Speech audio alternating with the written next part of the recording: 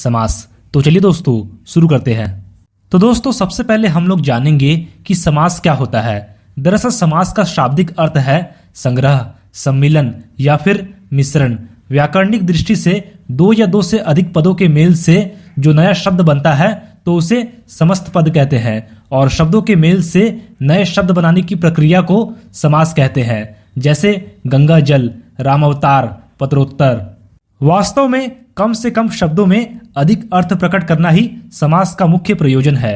जैसे परीक्षा का अर्थी, परीक्षार्थी, लोक में प्रिय, लोकप्रिय, शुभ है जो आगमन, शुभागमन, कमल के समान नयन, कमल नयन, चक्र है पानी में जिसके, चक्रपाणी, माता और पिता, माता पिता। समास में दो पद होते हैं जिनमें पहला है पूर्व पद और दूसरा है उत्तर पद। कभी कभी पूर्व पद तो कभी उत्तर पद और कभी कभी तो दोनों ही पद प्रधान होते हैं।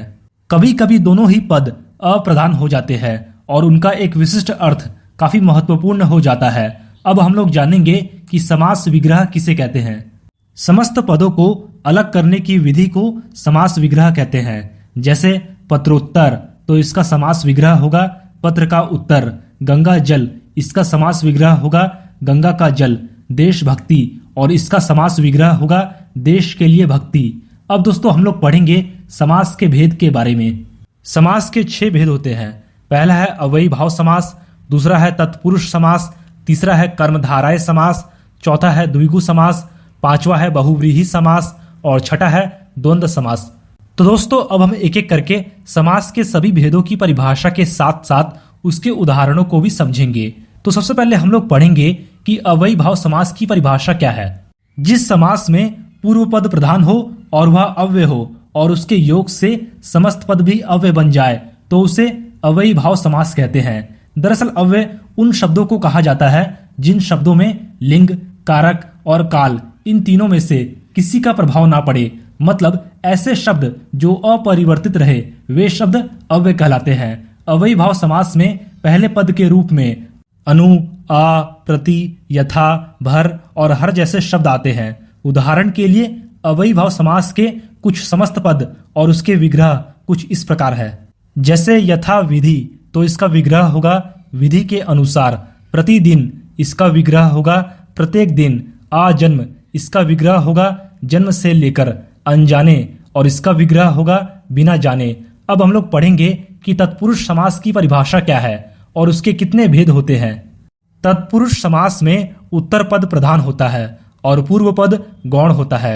इस समास में समस्त पदों का लिंग और वचन अंतिम पद के अनुसार ही होता है। तत्पुरुष समास में पहला पद संज्ञा होता है और दूसरा पद विशेषण होता है। तत्पुरुष समास में समस्त पद करते समय कारक विभक्ति या फिर एक से अधिक शब्दों का लोप होता है। तत्पुरुष समास के अंतर्गत आने वाले कुछ शब्द जैसे को, से, के लिए, का इत्यादि। उदाहरण के लिए तत्पुरुष समास के कुछ समस्त पद और उसके विग्रह कुछ इस प्रकार है। राजद्रोही तो इसका विग्रह होगा राजा को धोखा देने वाला। शक्तिहीन इसका विग्रह होगा शक्ति से हीन। गुरु दक्षिणा इसका विग्रह होगा गुरु के लिए दक्षिणा। विद्या मंदिर और इसका विग्रह होगा विद्या का मंदिर। अब हम लोग जानेंगे तत्पुरुष समास के भेद के बारे में। तत्पुरुष समास के मुख्य रूप से 6 भेद होते हैं।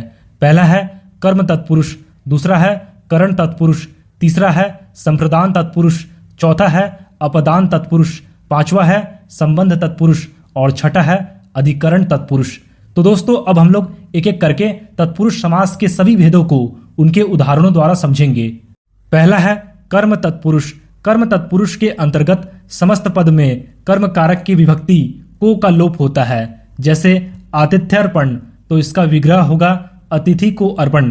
परलोक गमन इसका विग्रह होगा परलोक को गमन। कष्टभोगी इसका विग्रह होगा कष्ट को भोगने वाला। दूसरा है करण तत्पुरुष। करण तत्पुरुष के अंतर्गत समस्त पद में करण कारक की विभक्ति से या के द्वारा का लोप होता है और पूर्व पद का उत्तर पद से संबंध स्थापित किया जाता है। जैसे गुण युक्त तो इसका विग्रह होगा गुणों से युक्त।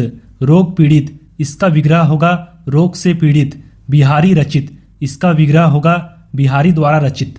तीसरा है संप्रदान तत्पुरुष। संप्रदान तत्पुरुष के अंतर्गत समस्त पद में संप्रदान कारक की विभक्ति के लिए का लोप होता है। जैसे रसोई घर, तो इसका विग्रह होगा रसोई के लिए घर। युद्ध क्षेत्र, इसका विग्रह होगा युद्ध के लिए क्षेत्र। देशभक्ति, इसका विग्रह होगा देश के लिए भक्ति। चौथा है अपदान तत्पुरुष। अपदान तत्पुरुष के अंतर्गत समस्त पद में अपदान कारक की विभक्ति से का लोप होता है और पूर्व पद का उत्तर पद से संबंध स्थापित नहीं किया जाता है। जैसे ऋण मुक्त, तो इसका विग्रह होगा ऋण से मुक्त। रोग मुक्त, इसका विग्रह होगा रोग से मुक्त। श्राप मुक्त, इसका विग्रह होगा श्राप से मुक्त। पांचवा है संबंध तत्पुरुष। संबंध तत्पुरुष के अंतर्गत समस्त पद में संबंध कारक की विभक्ति का, के या की का लोप होता है। जैसे गंगा तट, तो इसका विग्रह होगा गंगा का तट। जल धारा, इसका विग्रह होगा जल की धारा।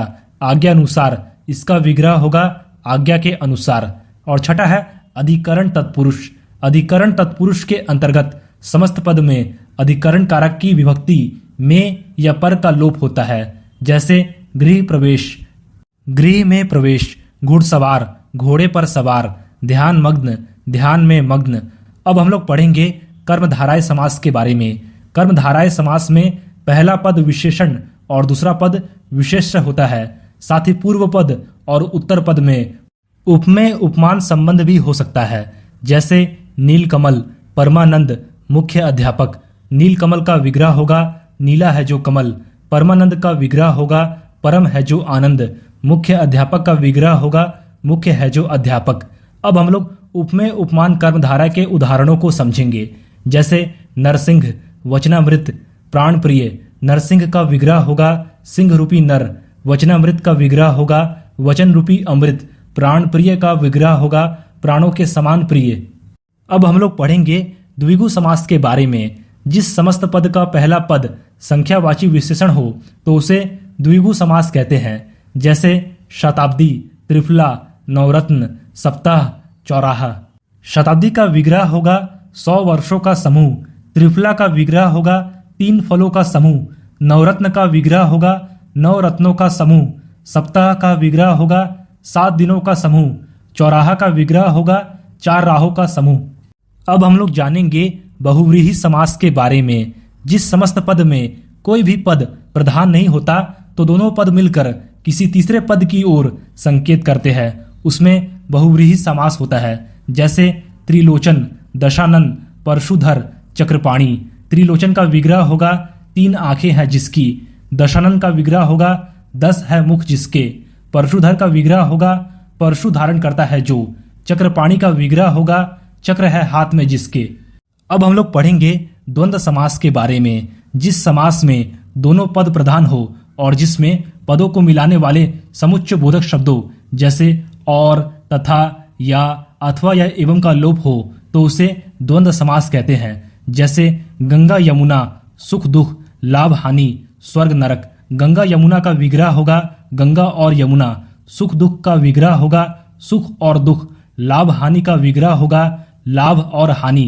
स्वर्ग नरक का विग्रह होगा स्वर्ग और नरक या फिर